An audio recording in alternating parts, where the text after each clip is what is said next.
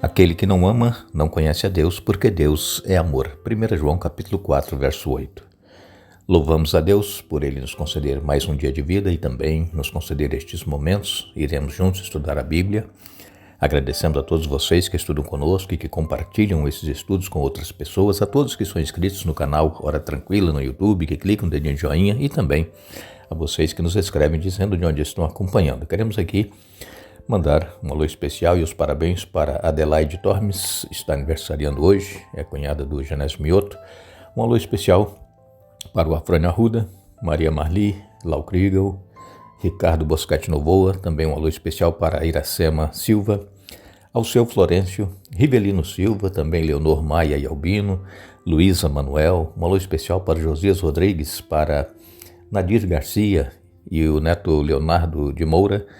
Também mandamos um alô especial para Terezinha Passos, Normanei Torres, para o tio da Normanei, que é o Raimundo, Daniel José e Veneranda Evangelista, todos que nos escrevem, nós agradecemos e sempre mandaremos alô para vocês. Iremos orar. Grandioso Deus e eterno Pai que estás nos céus, a Ti nossa gratidão por nos conceder mais um dia de vida, por estarmos aqui juntos para estudarmos a Tua Palavra.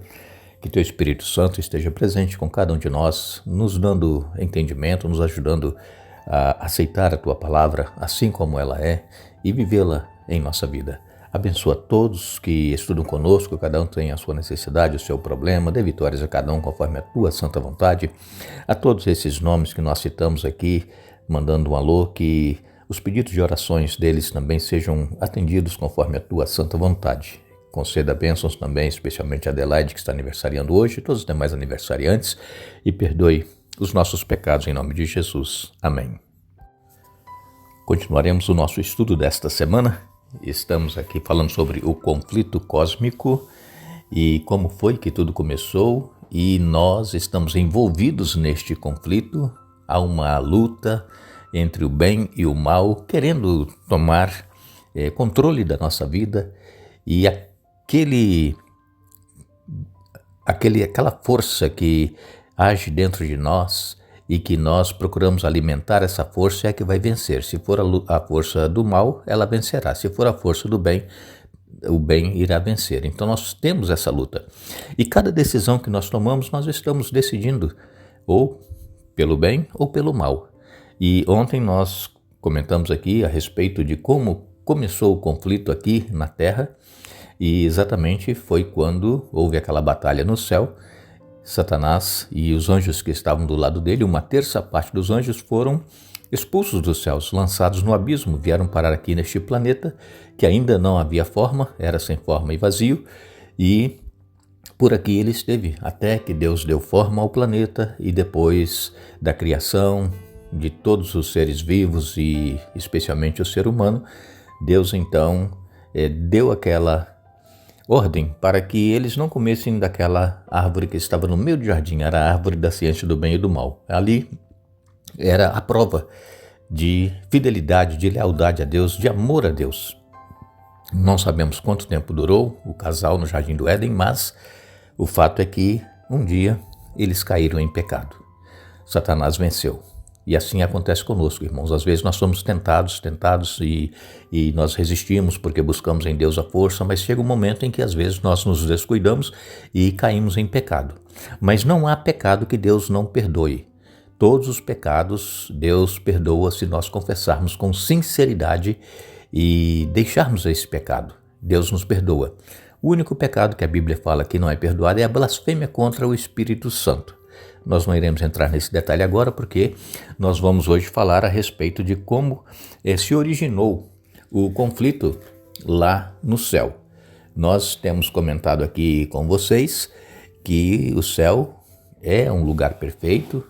O céu, como pode nesse lugar perfeito ter sido originado o mal e este conflito que houve lá, mas o fato é que os anjos são seres criados e eles também têm a liberdade, como nós temos, de escolher. E naquela ocasião, Satanás, ele cobiçou ter um trono, estar acima do trono de Deus. Ele queria também governar. E ele então começou a acusar a Deus de que Deus era injusto, de que Deus exigia que ele fosse adorado, de que Deus ele era um Deus tirano. E ele com isso convenceu uma boa parte dos anjos e ficaram do lado de Lúcifer. Isso acontece hoje também. Às vezes, dentro da igreja, alguém está insatisfeito com alguma coisa que está acontecendo e ele então começa a fomentar entre os irmãos, falar contra a pessoa, ou contra o pastor, contra a liderança da igreja, e ele consegue um grupo de pessoas que fica do lado dele apoiando esse pensamento, esse desejo, e eles acabam saindo da igreja, abrindo uma outra igreja. Assim acontece. É Satanás, irmãos, que está por trás dessas coisas e nós temos que ter muito cuidado. Agora, a Bíblia, ela usa aqui uma ilustração para mostrar como foi que aconteceu. Em Ezequiel, no capítulo 28, Ezequiel 28, nos versos 12 até o verso 19, nos diz assim a palavra de Deus: Filho do homem, entoe este cântico fúnebre para o rei de Tiro, transmita-lhe a seguinte mensagem do soberano Senhor. Você era um modelo de perfeição, cheio de sabedoria e beleza. Estava no Éden, o jardim de Deus. Suas roupas eram enfeitadas com todas as pedras preciosas, rubi, topázio, esmeralda, crisólito, ônix e jaspe, safira, berilo, turquesa, todas trabalhadas com cuidado para você. Sobre o ouro mais puro foram-lhe entregues no dia em que você foi criado. Eu o escolhi e o ungi como querubim guardião. Você tinha acesso ao Monte Santo de Deus e andava entre as pedras cintilantes. Era irrepreensível em tudo que fazia, desde o dia em que foi criado até que se achou maldade em você. Seu rico comércio o levou à violência e você pecou. Por isso o bani em desonra do monte de Deus. Eu o expulsei, ó querubim guardião, de seu lugar entre as pedras cintilantes.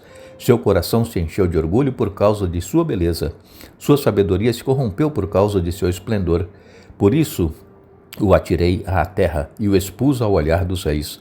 Você profanou seus santuários com muitos pecados e seu comércio desonesto. Por isso fiz sair de dentro de você um fogo que o consumiu, reduzi-o a cinzas no chão, à vista de todos que observavam. Todos que o conheciam estão horrorizados com seu destino, pois você chegou a um terrível fim e não mais existirá. Aqui o profeta Ezequiel, usando a ilustração do rei de Tiro, mas sabemos que está se referindo a Satanás. Por quê? Porque o rei de Tiro não esteve no Éden e ele não era um querubim cobridor como era Lúcifer. Então esta profecia se refere a Lúcifer. E quando nós lemos lá em Gênesis, no capítulo,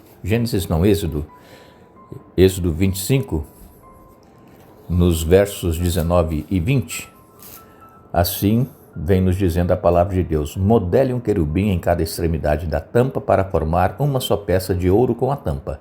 Os querubins ficarão de frente um para o outro, com o rosto voltado para a tampa da arca, estenderão as asas sobre a tampa para protegê-la. Vejam, essa era a função do querubim.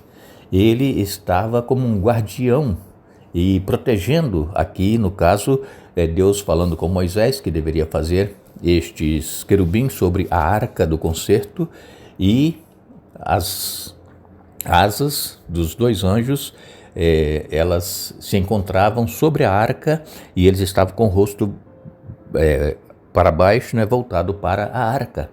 E Lúcifer, ele tinha essa posição no céu.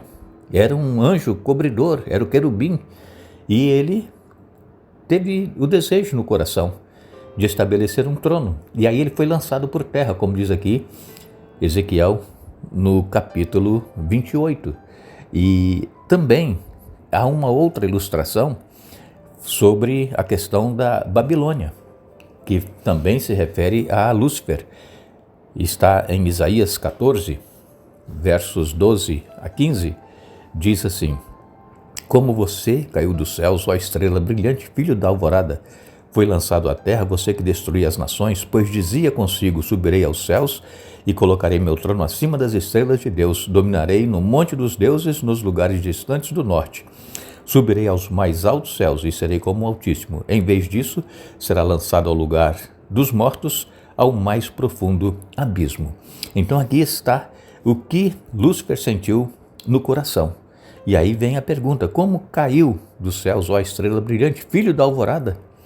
Então, nós, irmãos, temos que ter muito cuidado, porque às vezes nós pensamos que o que nós estamos fazendo é agradável a Deus e que não há problema nenhum nós estarmos fazendo o que nosso desejo do coração quer, mas quem está por trás disso é Satanás. Nós sabemos que essa estrela da manhã, esse filho da alva, que diz aqui em Isaías 14, ele decidiu se exaltar e se tornar semelhante a Deus.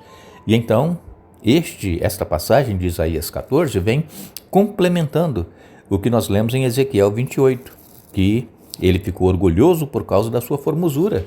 Então nós temos que ter cuidado também com a nossa aparência, tá vendo? Às vezes nós nos orgulhamos, né? As pessoas que são realmente pessoas que chamam atenção, são bonitas, e temos que ter muito cuidado, porque o orgulho faz com que a pessoa caia. E então, quando nós temos esta aparência bonita que as pessoas admiram, nós não deveremos nos orgulhar, mas glorificar a Deus, que nos dá a beleza. E então, quando nós lemos aqui em Ezequiel 28 e no verso 16, diz assim: seu rico comércio o levou à violência e você pecou, por isso o bani em desonra do monte de Deus. Eu o expulsei, ó querubim guardião, de seu lugar entre as pedras cintilantes. Então, aqui nós vemos que, além do orgulho, ele decidiu ocupar o lugar de Deus, ele levantou calúnias contra Deus, e este termo aqui traduzido do hebraico, que quer dizer comércio, é a calúnia. Este comércio seria a calúnia que Satanás estava levantando contra Deus. E então houve a batalha nos céus e Satanás, ele foi expulso juntamente com 1/3 dos anjos que estavam com ele, apoiando a ideia dele. Nós precisamos, irmãos, ter a consciência de que nós temos a liberdade, temos o livre-arbítrio para escolher o que nós deveremos fazer, mas essas escolhas poderão nos levar à destruição, assim como aconteceu com Lúcifer. Ele perdeu a sua posição de honra, houve batalha nos céus e ele foi expulso, e hoje ele está aí já depois do pecado de Adão e Eva, 6.000 anos ele está tentando os seres humanos, trazendo a dor, o sofrimento, as desgraças, trazendo enfermidades, tudo causado por Satanás. E quando ele vem nos tentar, ele não vem mostrando a tragédia que vai acontecer lá na frente, ele vem nos mostrando a tentação como algo bonito, atraente. E precisamos então ter o discernimento para saber que isso é a armadilha que Satanás está colocando também para nos destruir. Que nós possamos ser orientados e dirigidos pelo Espírito Santo nas escolhas, nas decisões que temos que fazer, e procurar sempre nos manter fiéis a Deus, mesmo em meio aos problemas que nós enfrentamos em nossa vida. Que Deus nos abençoe, que Deus nos dê um bom dia. Vamos retornar amanhã para dar sequência ao estudo da semana, mas não nos esqueçamos. A Bíblia, ela nos diz que com eterno amor eu te amei, e por isso com benignidade te atraí. Jeremias capítulo 31, verso 3. Que Deus nos abençoe.